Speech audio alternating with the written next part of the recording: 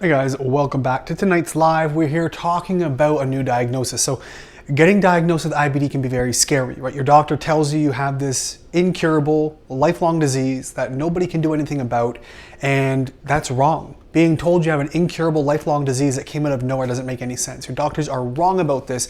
And so if you've got a new diagnosis or have had one for a while and maybe haven't been told that you have other options or you aren't sure what to do next, then this is important that you guys hear this. I want to go over with what options are available to you. And so you're going to want to know, if you guys are interested in actually reversing this thing.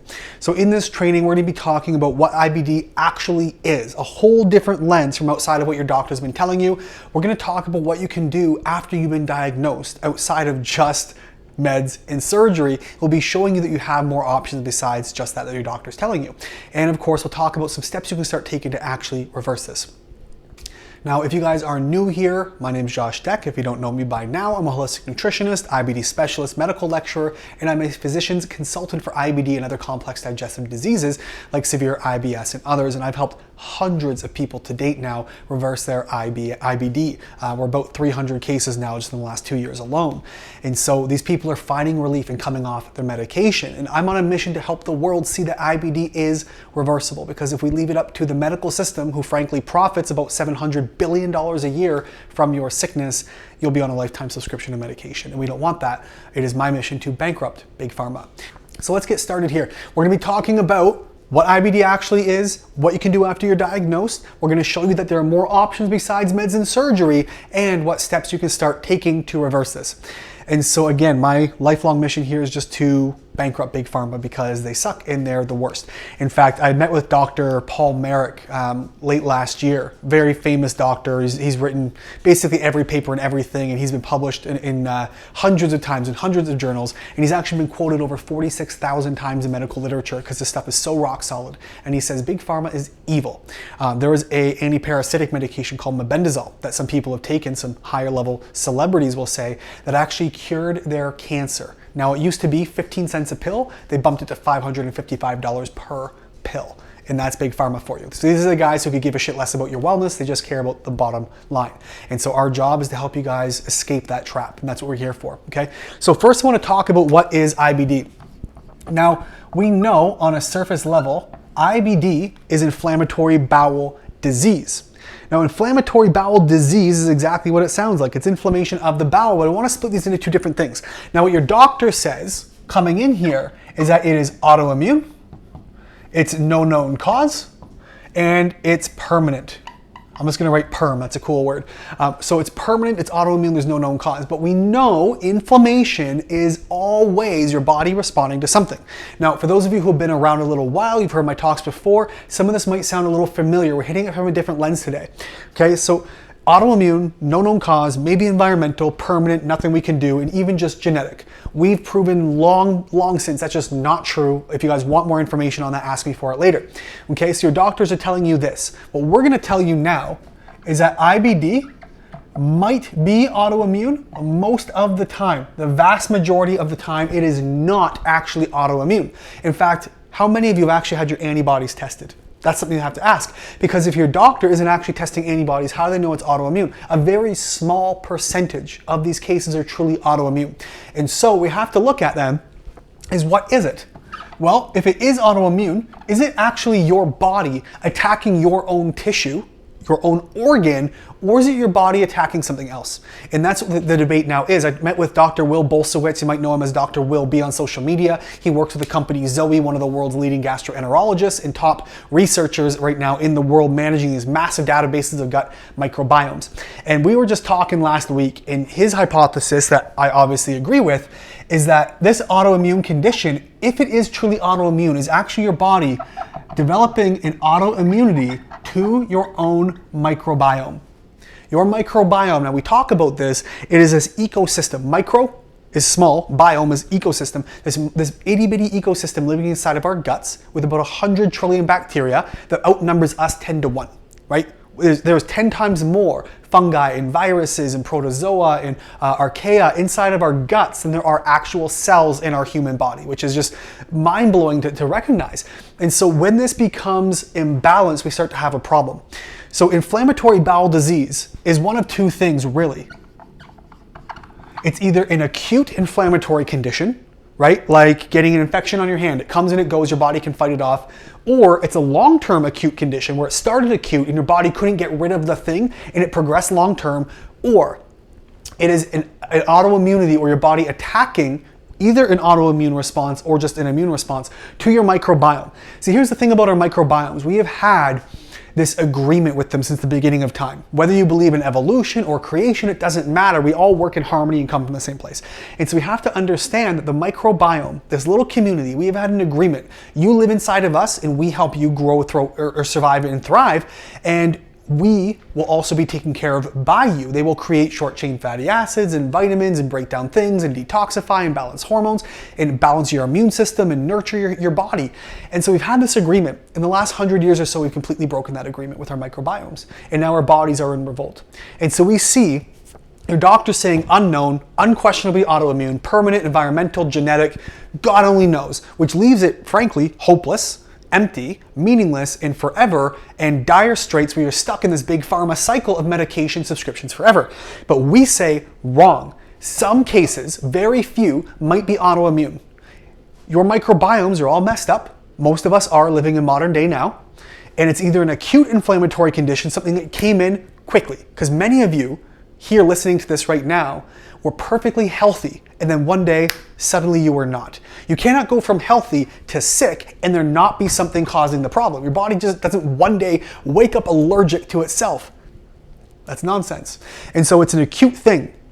But there are opportunities or situations rather where your body, it can't get rid of this. It can't remove the thing causing the problem. And so it's chronically trying to heal you. This is what inflammation is. Inflammation is a healing response, chronic, okay? So this is what this is. So we have to understand it's not random, autoimmune, permanent, genetic, unknown, environmental, blah, blah, blah. If it is autoimmune, it's typically your body fighting your microbiome, not your actual colon or your organs or other inflamed conditions. And it is either acute, something came in, or your body can't get rid of it. That's what IBD is. And it's going to present us two different ways. I just want to break these down very simply for you guys. There's two umbrellas, right? Of course, we have our Crohn's umbrella and we have our colitis umbrella. So Crohn's and colitis are slightly different, but they're under the same thing. I actually look at colitis as a less severe form of IBD, whereas Crohn's is more severe. I'll explain. Colitis, of course, is just inflammation of the large bowel. And so that's going to be very surface level. Think if you fell, tripped, and scraped your knee. It's a little scuff, takes off the surface level. And they go in these long strips. So you might have what we call like proctitis, where the lower rectum, maybe 8 or 10 or 20 centimeters, whatever, is inflamed.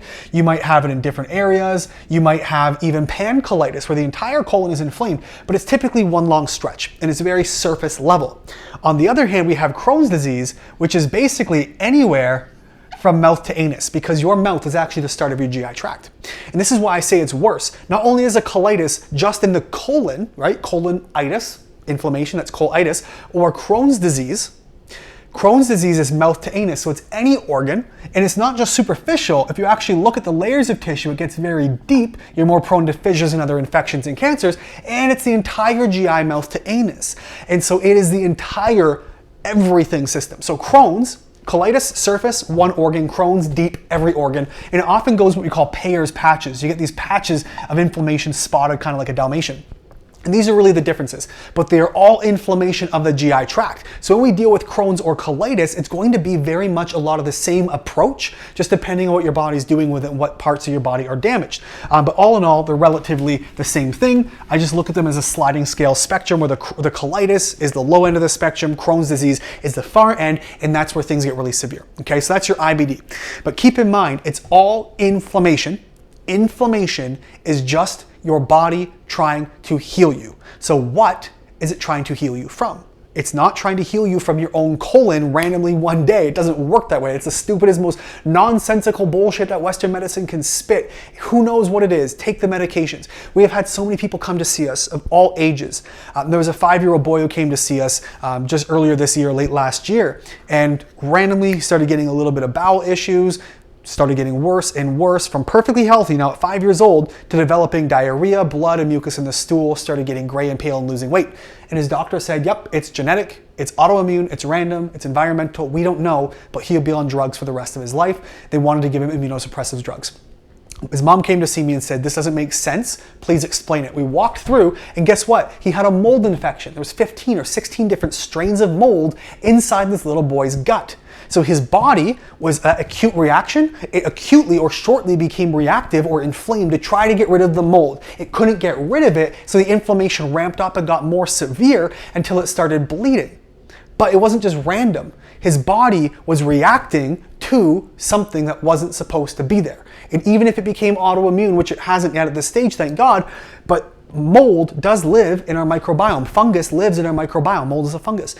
But when it becomes imbalanced or it gets really severe, this is where we start to develop issues, and the body can attack the microbiome. So we have to balance the biome.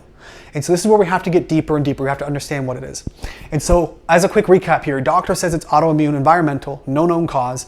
I respectfully disagree. And we've been so blessed now to work with the doctors we're working with. And we are actually now teaching at Priority Health Academy and working with these doctors to teach them what we know and how we're reversing IBD to try to get it to the system. But there are millions of doctors out there, and we've got a couple dozen we're working with right now, and that's it. So it's going to be a slow process. But IBD is actually an acute inflammatory response, autoimmune maybe to the microbiome, but not your tissues, because we've broken the agreement from our microbiome, and this is where things get tricky. And so here's what happens. If you go to the Western system, you go to your doctor, your options basically are really one thing. And my marker's not working very well. It's my fault. If I don't use it like every 12 seconds, it just dries out immediately. So the first thing, it's going to be meds, prescription, possibly life. And the second thing is going to be surgery. Now, they have many different medications they might give you. They have a bunch of different options, right? They might start you on a taper of maybe prednisone or something very similar. They might use budesonide or another steroid, and then they might move you on to something a little bit more severe. They might go on to infusions and injections and all kinds of stuff. And they'll keep dropping through, and they say, well, hey, here's your medication. It didn't work. You failed the Entyvio. You failed Humira. You failed Stelara. You failed Xeljanz. You failed. But the reality is these medications are merely masking the symptoms. They are not fixing the problem. They are stopping the signal. Your body says, hey, bring in the cavalry to heal me. They just shut off the radio signal and nothing shows up. So even though you're still sick and still damaged, you don't have the same healing response. So you feel better, but there's still an infection causing issues on other levels. And this is why so many people dealing with inflammatory bowel disease develop other illnesses outside of the gut. You develop pancreatitis, gallbladder issues, liver issues. You can develop hormone issues, hair loss, mood swings, skin issues, joint pain, brain fog. All these things can happen because the problem never got removed. If you walked around with a nail in your foot, at first, yeah, it's going to be a small issue depending on what's going on with the nail. But if you just put numbing cream on it and keep walking, it's going to be a big problem down the road. And that's what happens. So here are your medications. If you fail them, snip, out comes the colon. That's your surgery. That's all we have. Medications in this order. If they don't do the job and suppress the inflammation, your body's natural God-given response to heal you from something, we go to surgery and snip. Now, to me, I think that's bullshit. I think that is a terrible response to an inflammatory condition. What we need to do instead is look at why your body is inflamed. So the first thing we want to do, obviously, guys, and you're going to go, duh, is find the root. We have to find the root cause. Your body is inflamed for a reason. The number one question I get asked is, how do I find the root cause? Symptoms. Even with testing, I see a lot of the same stuff, and I'm not going to go on to this one too much because we have other videos on this one and other, if you guys are listening to the podcast version of this, which we have, by the way, if you're watching the video, we talk about the root causes. Now, again, it's all going to come down effectively to microbes and microbiome, and then we have to look at imbalances in the system. I'm just going to call them imbalances. That could be food, nutrition, etc. So there's a lot of different branches here, but microbes and microbiome, the top things that we tend to see, we look at things like parasites. We see Clostridia, which is a bacteria overgrowth, very specific type of gram-positive bacteria that causes a lot of problems. We see fungal issues, which is also going to include things like candida and mold. We also see imbalances. We see diet issues. We see nutrients. We see neurological stuff. which is going to be like your CNS, your central nervous system, high levels of stress. But we have to look at the body also. The gut is kind of like a waterfall. We actually talk about it as sort of the inside of the gut is actually the outside of the body. If we think about it, it is one tube from mouth to anus. And so technically, if you took a human being and stretched them out and blew some air through it, you could literally see right from mouth right through to anus in one straight shot, because it's a hole, it's a big tube, like the inside of a donut. And so we say it's kind of inside and outside, but if there are issues in the gut and the digestive system, it causes some issues on the inside of the body elsewhere. So it's like, I look at this tube as like a waterfall, where if you have problems in the mouth, for example, if there's oral health issues, you are guaranteed to have GI issues somewhere. If you have bad breath, if you have a lot of cavities, if you have yellowing teeth, if you have bleeding gums, any of that stuff can be a huge indicator of issues going on down the line. Now, did the gut issues cause the mouth issues, or vice versa? It's a chicken and egg. But we always have to go back through what caused it. Now, if you're somebody who woke up randomly one day, out of the blue, you just suddenly had inflammation, well, that's what we call an acute inflammatory response. Acute meaning short-term or instant. And this is what we have to dive into. So I want to go into roughly what the 5 steps look like for you guys here, okay? So we've gone through this one. I'm not going to dive into detail because we just did this sort of overview fairly recently on the 5 R's. But the 5 R's is actually a very common approach. It's getting more common as time goes on here.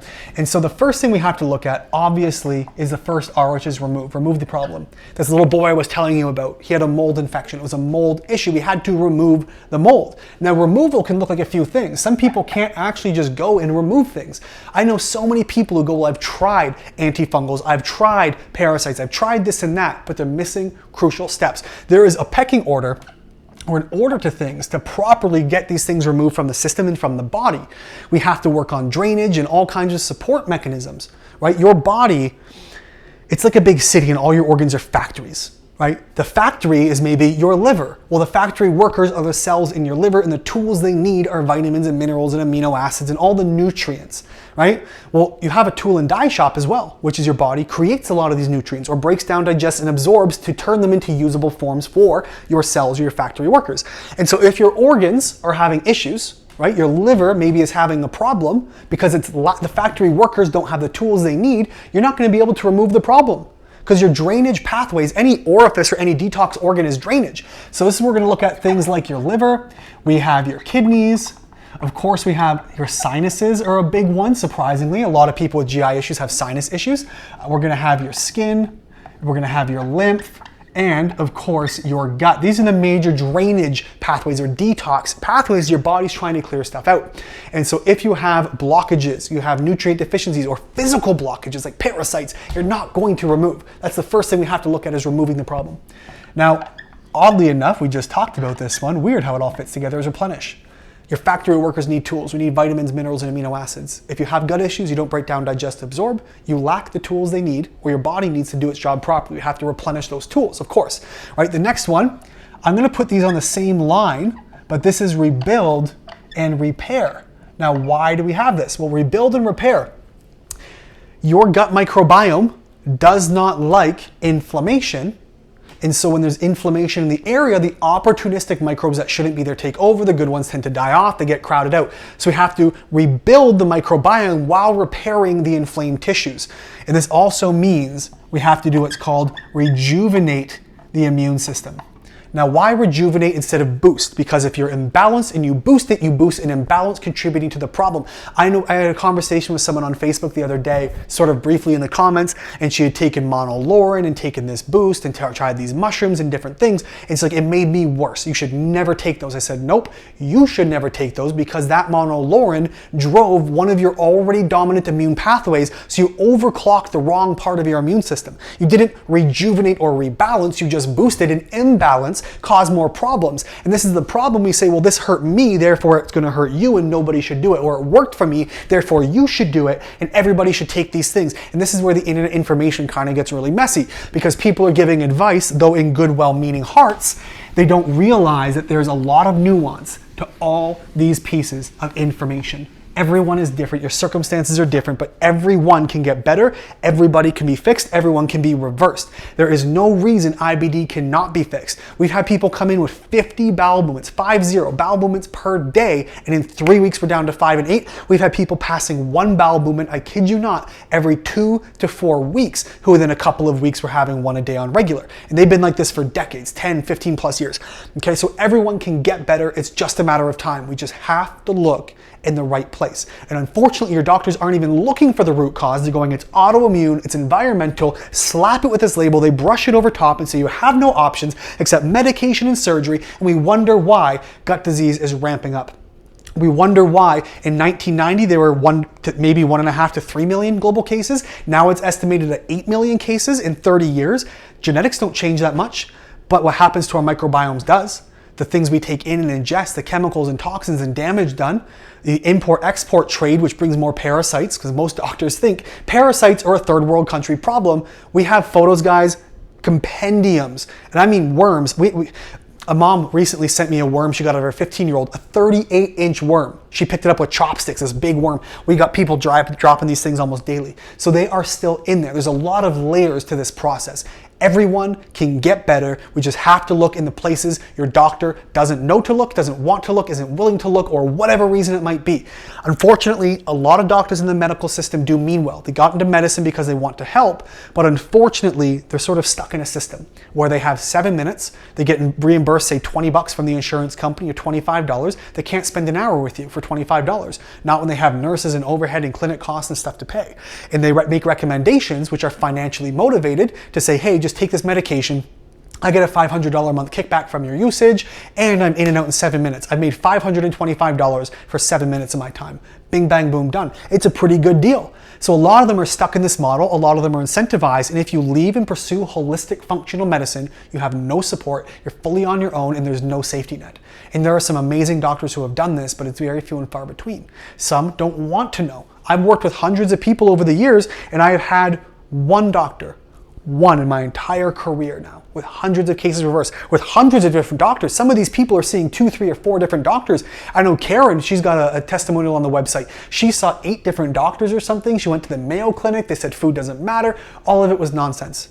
And so we hear this and see this, and they say, do whatever you want. And out of these hundreds of doctors who we've tried to connect with, one has actually reached out. But I can attribute him to where our career is today and where we're going with this and helping so many people, because he actually reached out. It literally took one. And now we're working with some of the top doctors in the world. We work with them on the podcast and through referral and all kinds of stuff here to help you guys. That's all I got for you tonight. Thanks so much for coming by and tuning in. We will see you guys next time.